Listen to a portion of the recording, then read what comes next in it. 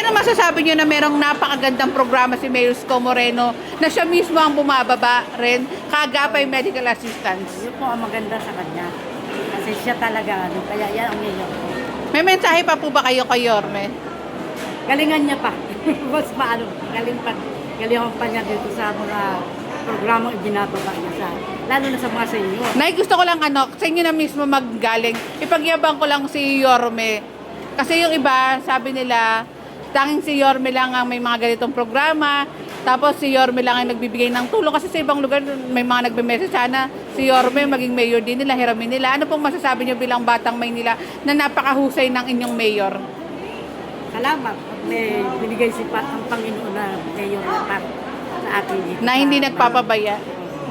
Na inano niya talaga, lalo na sa mga lolo't lola. Ayun, sabi nga ni Yorme, kayo ang pinakamamahal ni Yorme. Kaya nga, sabi niya, I love you to. Salamat, nanay. Asawa niyo po ba si Sir?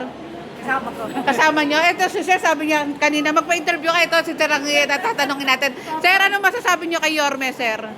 The best si Yorme. The best talaga, no? Wala Ay, nang ngayon, pinabayaan, ayun. lahat tinulungan niya eh. Ayun. Hindi nagutom ang Batang Maynila. Yes, talaga nga naman po, never nagpabaya si Yorme. Lahat, laging may solusyon. Salamat, Sir. Talagang bilis-kilos siya. Bilis kilo. Salamat, nanay. God bless po. Ingat po. Ayan, may bigas din po kayo, nanay, paglabas nyo. Salamat po. Maraming salamat po. Ay, mahal din po kayo ni Yorme.